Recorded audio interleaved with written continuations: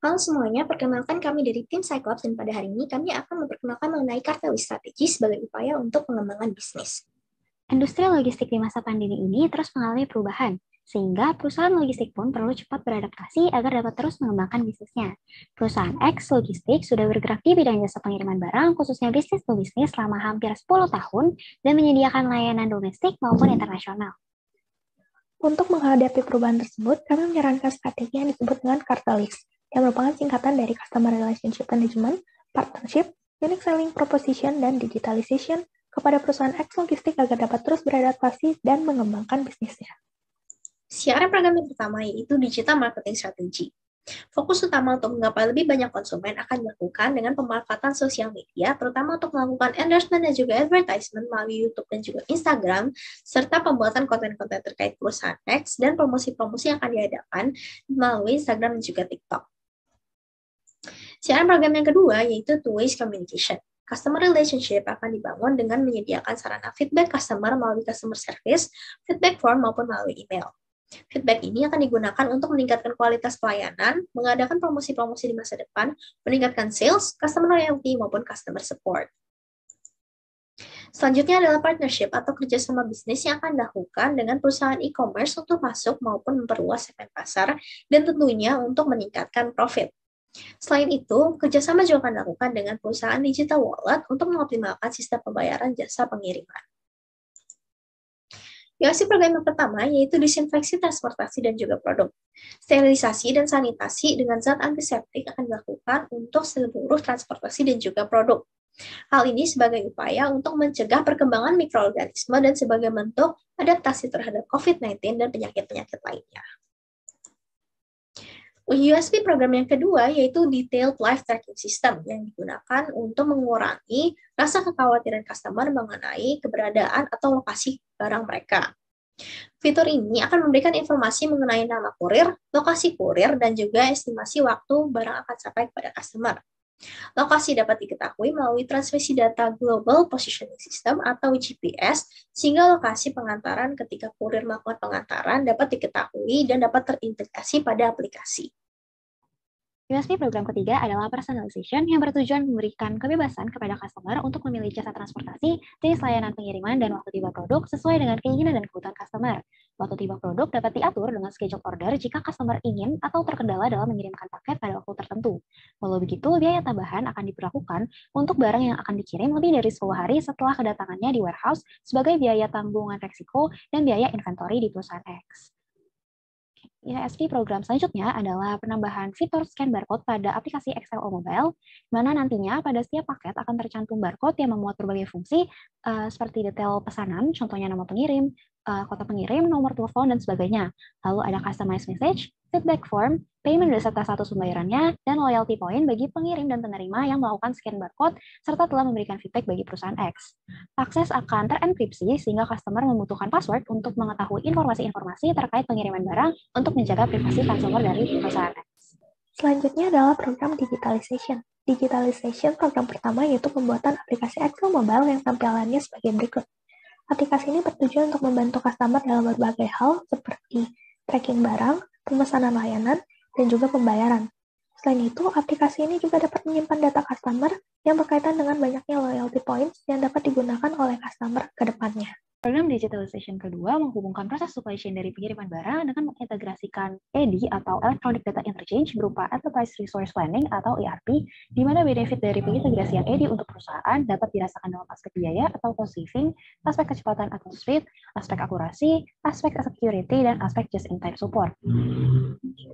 Program digitalization yang ketiga adalah penggunaan Warehouse Management System 4.0 atau warehouse yang mengintegrasikan teknologi agar proses supply chain dan inventory management dapat dilakukan secara otomasi. Hal ini dapat dilakukan dengan mengimplementasikan beberapa hal seperti artificial intelligence atau AI yang dapat menganalisis data historis dan memprediksi data masa depan. Kemudian dapat digunakan juga automated storage retrieval system atau ASRS yang berguna untuk menyimpan dan mengambil barang secara otomatis sehingga memudahkan order picking. Selanjutnya ada juga Autonomous Mobile Robot atau AMR yang dapat bergerak secara mandiri untuk membawa barang yang diperlukan sehingga dapat memaksimalkan produktivitas pekerja. Dan yang terakhir adalah Radio Frequency Identification atau RFID yang dapat mendatakan barang serta mengidentifikasi lokasi dan detail barang dengan melakukan scan barcode. Nah, semua komponen warehouse management system ini saling berhubungan dengan database yang sama agar memudahkan pencarian informasi. Data yang sudah didapatkan selama proses logistik kemudian dievaluasi agar perusahaan dapat mengambil keputusan dan strategi yang sesuai dengan data real atau data-driven decision. Selanjutnya merupakan capital outflow, di mana dana akan dialokasikan kepada program-program sesuai dengan kebutuhannya. Pada donut chart di samping dapat terlihat bahwa alokasi dana terbesar digunakan untuk program digitalization ketiga, yaitu pengembangan Warehouse Management System 4.0, dan alokasi terendah digunakan untuk program USD1, yaitu disinfeksi transportasi dan juga produk. Sebelum diimplementasikan, kami telah menguji strategi Cartelis terkait resiko yang dapat ditimbulkan bagi perusahaan X menggunakan metode House of Risk atau HOR. Metode ini kami pilih karena dapat menganalisis resiko serta mitigasinya dengan hasil akhir berupa ranking dari setiap mitigasi. Metode HOR akan dimulai dengan menentukan risk event atau kemungkinan risiko yang dapat terjadi pada setiap program berdasarkan atribut supply chain operation reference atau score model beserta dengan risk agent atau penyebab risiko yang terjadi untuk mendapatkan nilai agregat risk potential atau ERP. Data ERP tersebut akan digunakan untuk membuat Pareto chart seperti pada gambar samping agar dapat melihat risk agent apa saja yang menjadi prioritas perusahaan X ketika menjalankan program Cartelis yang didasari prinsip 80-20, yaitu 80% terbawah atau trivial many resiko disebabkan oleh 20% teratas atau fit of view. Pada risk assessment, strategi Cartelis, setiap persen kumulatif dari setiap risk agent yang mendekati atau di bawah 80% dikategorikan sebagai penyebab resiko utama yang harus segera diselesaikan menggunakan strategi mitigasi sesuai dengan tabel berikut ini. Kemudian, risk agent utama tersebut yang telah didapatkan berdasarkan Pareto chart kemudian dibuat sebanyak 12 mitigasi untuk mengatasi masalah tersebut seperti gambar berikut ini. Untuk nomor 1, pilihan jenis jaringan distribusi yang cocok diterapkan perusahaan X untuk melayani B2C e-commerce menurut tim Cyclops adalah jaringan distribusi last mile delivery. Jaringan distribusi ini memiliki banyak daerah distribusi yang terdesentralisasi atau menyebar sehingga dapat menjangkau konsumen dengan luas terlepas dari lokasi konsumen yang berada di berbagai wilayah. Barang diupayakan secepatnya dipenuhi dan tingkat layanan atau service level diupayakan secara maksimal. Dengan begitu, customer trust, customer satisfaction, dan customer loyalty perusahaan X dapat terus meningkat. Di gambar ini juga terlihat contoh jaringan distribusi menggunakan last mile delivery, di mana contohnya seorang seller yang ingin menjual barangnya lewat e-commerce, kemudian akan disalurkan oleh perusahaan X yang akan mengantarkan barangnya ke customer. Barang tersebut akan dikirimkan terlebih dahulu bersama barang lainnya ke warehouse terdekat dari customer yang dituju. Kemudian dapat dilakukan cross-docking. Setelah itu, barang akan diantarkan kurir ke lokasi customer. Menggunakan jaringan distribusi last mile delivery, perusahaan dapat memperluas radius distribusinya sesuai dengan gambar ini. Nah, jika jaringan distribusi tersebut diimplementasikan, berikut atribut-atribut yang perlu diperhatikan dan diprioritaskan sesuai dengan diagram prioritizing, di mana perusahaan perlu memfokuskan sumber dayanya untuk mengembangkan atribut pada kategori 1 yang memiliki impact tinggi dan mudah diimplementasikan, seperti jangkauan pengiriman yang luas, dan paket dalam kondisi keadaan baik. Dan untuk kategori kedua dapat dilakukan setelah memastikan bahwa kategori 1 sudah baik karena kategori 2 ini memiliki impact yang tinggi, tapi dia sulit untuk diimplementasikan. Contohnya adalah penanganan pengembalian barang, kurir yang kompeten, dan pengiriman yang tepat waktu.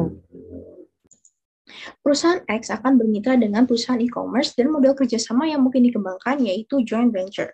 Joint venture adalah kesepakatan antara dua entitas bisnis atau lebih untuk mengumpulkan sumber daya dalam rangka meraih tujuan tertentu. Joint venture akan dilakukan secara domestik maupun internasional dengan perusahaan e-commerce dengan tujuan untuk menggabungkan sumber daya yang ada termasuk perihal man dan money untuk kepentingan kedua belah pihak. Joint venture juga akan dilakukan dengan perusahaan e-commerce di luar negeri karena dianggap sebagai langkah yang efektif untuk memasuki pasar baru dan juga melakukan bisnis di segmen B2C di luar negeri. Sebagai ilustrasi joint venture yang akan dilakukan dapat dilihat pada diagram di samping, di mana aset atau sumber daya dari masing-masing parent company yaitu perusahaan X dan perusahaan e-commerce akan digabungkan dan menjalin kerjasama joint venture. Sekian presentasi dari tim Cyclops, terima kasih.